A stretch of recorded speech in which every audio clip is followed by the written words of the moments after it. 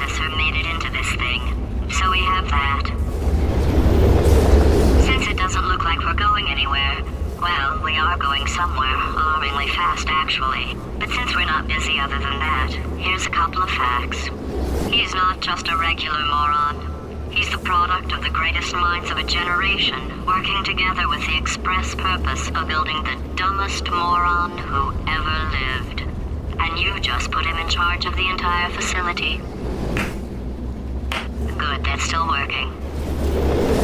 Hey, just in case this pit isn't actually bottomless, do you think maybe you could unstrap one of those long fall boots of yours and shove me into it? Just remember to land on one foot.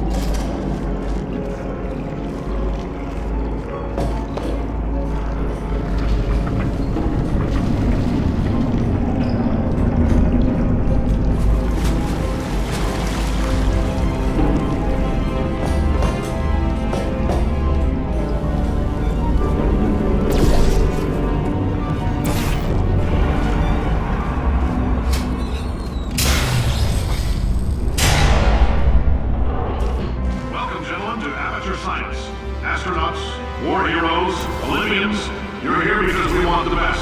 And you are it. So, who's ready to make some science? I am. Now, you already met one another on the limo ride over, so let me introduce myself. I'm Cave Johnson. I own the place. That eager voice you heard is the lovely Carolyn, my assistant. Rest assured, she has transferred your honorary to the whole organization of your choice. I can't personally oversee every one of them, so these pre-recorded messages will cover any questions you might have and respond to any incidents that may occur in the course of your science adventure.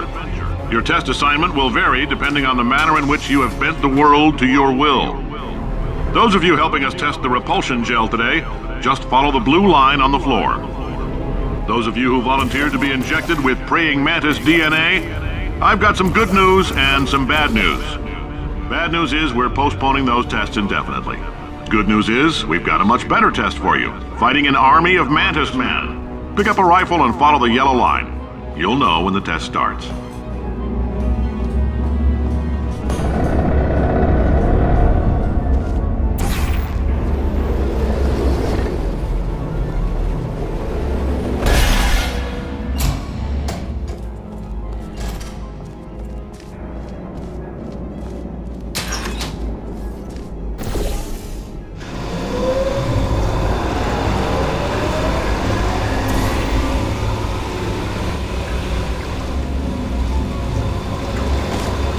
They say great science is built on the shoulders of giants.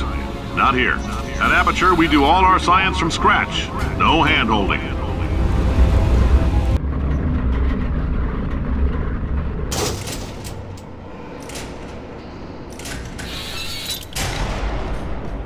All right, let's get started.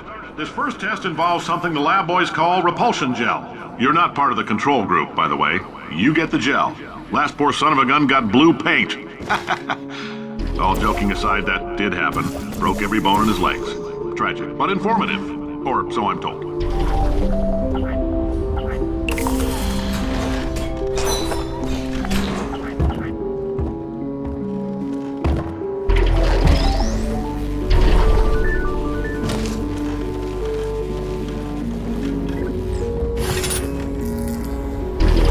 The lab boys just informed me that I should not have mentioned the control group. They're telling me I ought to stop making these pre-recorded messages. That gave me an idea. Make more pre-recorded messages. I pay the bills here, I can talk about the control group all damn day. For this next test, we put nanoparticles in the gel. In layman's terms, that's a billion little gizmos that are going to travel into your bloodstream and pump experimental genes and RNA molecules and so forth into your tumors. Now, maybe you don't have any tumors. Well, don't worry. If you sat on a folding chair in the lobby and weren't wearing lead underpants, we took care of that too.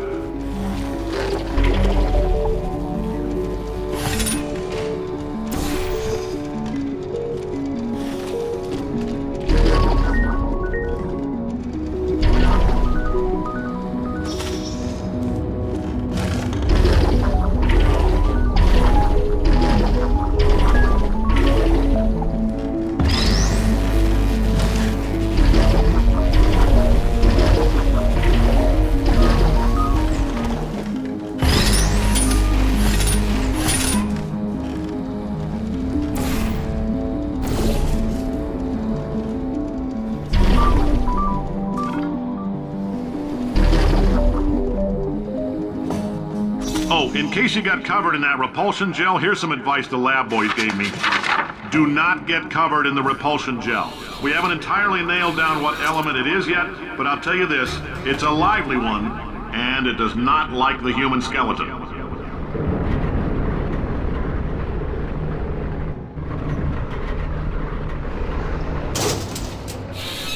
All these science spheres are made of asbestos, by the way. Keeps out the rats. Let us know if you feel a shortness of breath, a persistent dry cough, or your heart stopping, because that's not part of the test. That's asbestos. Good news is the lab boys say the symptoms of asbestos poisoning show a median latency of 44.6 years. So if you're 30 or older, you're laughing. I like your style. You make up your own rules, just like me. Bean Counter said I couldn't fire a man just for being in a wheelchair. Did it anyway. Ramps are expensive.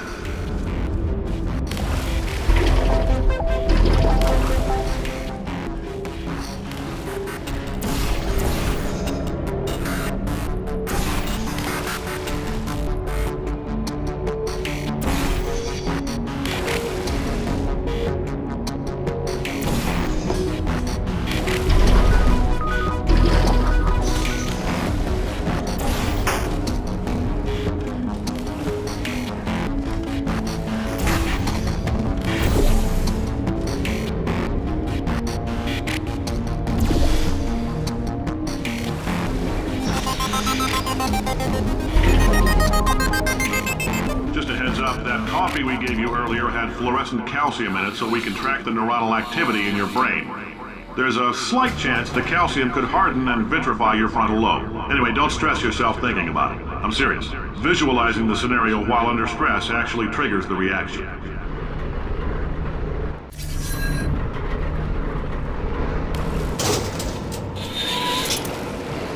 Now, if you're part of Control Group Kepler-7, we implanted a tiny microchip about the size of a postcard into your skull. Most likely you've forgotten it's even there. But if it starts vibrating and beeping during this next test, let us know.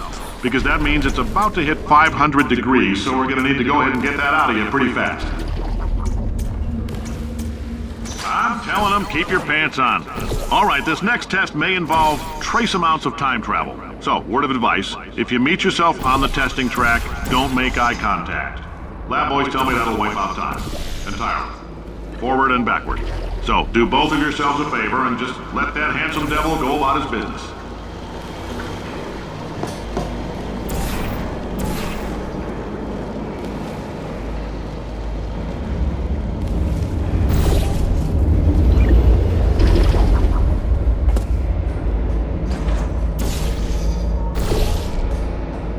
If you're hearing this, it means you're taking a long time on the catwalks between tests.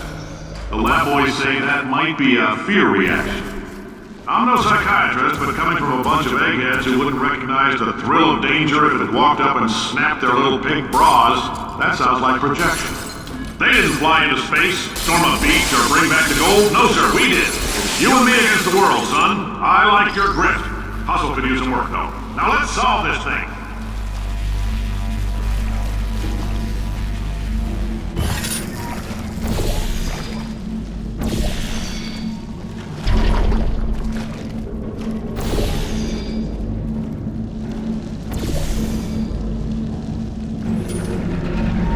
Science isn't about why, it's about why not.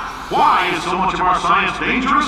Why not Mary save science if you love it so much? In fact, why not invent a special safety door that won't hit you on the butt on the way out because you are fired? Now you test subject, you're doing fine. Yes, you, box your stuff. Out the front door, parking lot, car, goodbye.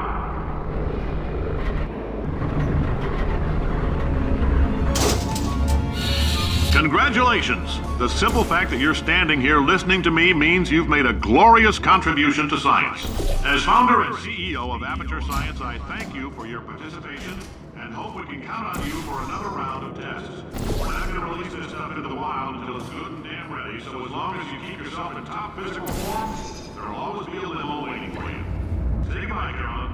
Goodbye, Carolyn. She is a gem.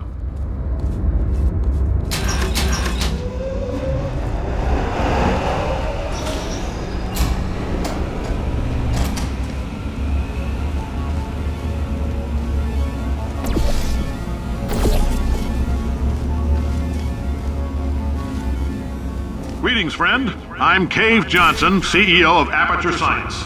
You might know us as a vital participant in the 1968 Senate hearings on missing astronauts. And you've most likely used one of the many products we invented, but that other people have some... Oh, hi. Say, you're good at murder. Oh, thanks. Did you feel that? That idiot doesn't know what he's doing up there. This whole place is going to explode in a few hours if somebody doesn't disconnect him. I can't move, and unless you're planning to saw your own head off and wedge it into my old body, you're going to need me to replace him. We're at an impasse. So what do you say? You carry me up to him and put me back into my body, and I stop us from blowing up and let you go. Wow, you stabbed me. What is wrong with you? Oh, do you have a multimeter? Never mind. The gun must be part magnesium. It feels like I'm outputting an extra half a volt. Keep an eye on me. I'm going to do some scheming. Here I go. Whoa, where are we? How long have I been out? That extra half volt helps, but it isn't going to power miracles. If I think too hard, I'm going to fry this potato before we get a chance to burn up in the atomic fireball that little idiot is going to...